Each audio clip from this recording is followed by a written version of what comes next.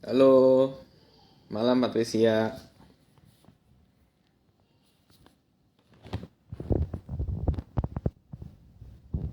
Oke, teman-teman. Iya, jadi mau sharing dikit aja nih seputar pengalaman gue sebagai recruiter ya. Jadi emang sekarang kan gue lagi kerja nih sebagai recruiter itu. Kalau buat kalian yang belum tahu recruiter itu apa, jadi recruiter itu lebih ke ini sih, kayak untuk di paling garis terdepan di bagian rekrutmen ya, atau HR. Jadi kita itu ya biasanya yang screening CV dan lain-lain nih. Oke, mungkin soalnya kemarin gue dapat sedikit pertanyaan nih. Banyak yang kandidat-kandidat gini suka nanya ke gue gitu. Jadi mereka tuh bilang kenapa sih CV-nya nggak diproses sama gue nih. Oke, ya soalnya gue nggak, sebenarnya mungkin ada beberapa faktor sih yang mesti gue kasih tahu nih. Jadi yang pertama pastinya biasanya tuh kandidat-kandidat ini belum tahu nih perbedaan mengenai em, namanya outsourcing atau dari perusahaan internalnya kayak gitu. Jadi mungkin kalau saran dari gue nih, kalian nih yang misalkan kalau misalkan lagi mencari kerjaan nih, nah itu boleh kalian cari tahu dulu background perusahaannya ini.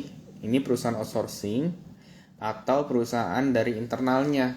Karena kalau misalkan kita dari outsourcing, jadi kita itu harus emang mesti nyariin kandidat sesuai kualifikasi dan permintaan yang diminta dari klien kita nih, kayak gitu. Ya, malam juga Patricia. Oke, itu faktor pertamanya ya. Jadi kalau untuk yang keduanya mungkin lebih ke CV-nya nih teman-teman. Jadi biasanya pada nggak update sama CV-nya. Jadi sebenarnya kadang-kadang gue nemuin nih beberapa kandidat emang dia tuh sebenarnya pengalamannya oke banget. Jadi biasanya gue nih nemunya di orang-orang yang berpengalaman sebagai sales. Nah, mereka gue juga nggak tahu ya kenapa ya mereka tuh kurang update nih di CV-nya. Padahal sebenarnya beberapa dari mereka tuh sebenarnya udah salesnya banyak banget gitu ya. Tapi karena mereka kadang-kadang bahkan mereka nggak tulis, kadang-kadang nggak tulis gitu masalah pengalaman salesnya di CV-nya gitu. Jadi mungkin faktor kedua yang bisa kalian notes ini paling selama kalian mau ngeplay, bikin CV kalian paling terupdate kayak gitu. Lalu ketiga yang mesti ditahu nih, jadi sebenarnya banyak nih kandidat-kandidat yang emang secara attitude-nya kurang banget kalau dalam ngeplay kerja kayak gitu sih. Jadi banyak banget yang ngechat ke gua, tapi dia ngechatnya tuh nggak, bukannya salam gitu, maksudnya halo selamat pagi atau gimana, tapi mereka main langsung pe. Bayangin kalian sebagai uh, ibaratnya penerima kerja ya gitu atau HR gitu, kalian di chatnya udah kayak sama mantan pacar atau pacar kalian gitu ibaratnya, cuma pe bahkan nggak ada lanjutan kayak gitu. Lalu mungkin yang mesti ditahu lagi, iya pastinya sih yang paling utama sih yang tadi gue bilang ya, di bagian untuk cari tahu nih outsourcing atau enggaknya itu sih. Ada yang mau tanya teman-teman mungkin? Oke, mungkin gue mau cerita dikit. Jadi gue sih saat ini lagi kerja untuk di perusahaan outsourcing, salah satu perusahaan outsourcing lumayan terkenal sih di Indonesia sebenarnya. Namanya PT Dana Mas Insan Kreasi Andalan atau PT Dika ya. Jadi mungkin kalau boleh cerita dikit sih di bagian sini sih sebenarnya kerjanya fun banget ya. Soalnya juga kita nih lebih ini sih emang kerjanya itu kurang lebih sih lebih interviewnya juga online kayak gitu ya. Jadi sebenarnya karena gue juga nggak terlalu suka untuk ketemu depan banyak orang ya gitu. Tapi sebenarnya walaupun nggak ketemu tapi kita tetap call sih gitu karena kita nginterview gitu ya. Mungkin kadang-kadang video call kayak gitu sih. Tapi setidaknya ya dalam mencari dunia mencari-cari gitu sih karena gue pengalamannya sebelumnya sebelum jadi HR ini gue sebagai personal assistant dan di sana gue lumayan banyak dapat ilmu sih dalam searching gitu ya. Jadi dalam dunia HR ini gue lumayan enjoy kayak gitu sih. Patricia lagi di mana?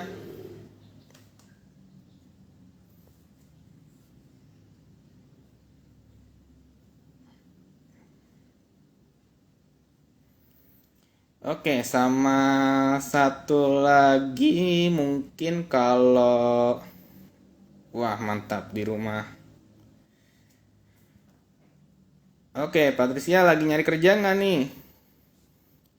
Oke, mungkin satu lagi yang mesti diketahuin itu kadang-kadang banyak nih mereka buat CV-nya tuh ibaratnya tulis tangan ya. Apalagi zaman sekarang sebenarnya kan udah laptop atau komputer gitu kan udah nggak asing ya. Tapi masih aja nih ada beberapa yang nulis tangan kayak gitu. Nah, ibaratnya kalau sebenarnya ya kalau bisa milih gitu maksudnya ya kayak harus uh, bisa ngetik atau enggak apalagi semua sekarang udah serba gadget pakai laptop dan lain-lain gitu ya Microsoft Excel Microsoft Word itu paling penting banget sih kayak gitu jadi kalau bisa sih emang buat CV kalau bisa diketik ya setidaknya kalau emang nggak bisa dicoba dipelajari kayak gitu oke mungkin satu lagi nih. Ini yang paling penting nih guys. Jadi biasanya mungkin kalian pernah nggak sih ngeplay kerja tapi mungkin contohnya nih yang sering banyak gue temuin ya. Banyak orang di Indonesia ini pengen banget nih kerjanya tuh sebagai administrasi atau admin ya. Nah, cuma pas gue nemuin saat gue interview ternyata mereka tuh banyak banget nih yang kurang skillnya dalam administrasi kayak gitu nah kalau biasanya tuh jadi menurut gue tuh kalau emang kalian mau ngeplay di posisi apa gitu cobalah kalian maksudnya kayak pelajarin gitu ya contohnya misalkan pelajarin skill-skill gitu maksudnya ya. Skill terus mungkin apa sih yang mesti dipunyai dari seorang admin misalkan gitu.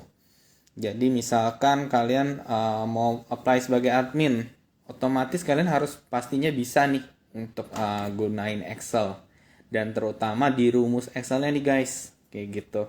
Karena di klien-klien kita ini di PT Dika ini kebanyakan banyak banget admin yang minta bisa rumus Excel, HLOOKUP, VLOOKUP, pivot table kayak gitu. Nah tapi mereka tuh ngeplay maksudnya tapi mereka nggak mempelajari dulu nih sebelumnya. Kayak padahal sebenarnya kadang-kadang gue juga tulis sih untuk di um, kualifikasinya harus bisa HLOOKUP, VLOOKUP, pivot table. Tapi mereka tuh nggak pelajarin.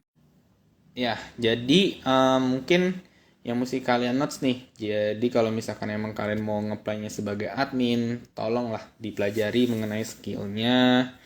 Terus kalau misalkan kalian mau sebagai call center gitu, mungkin secara komunikasinya harus lancar. Terus mesti kalau bisa kalau sebagai bisa berbicara bahasa Inggris juga lebih plus sih kayak gitu.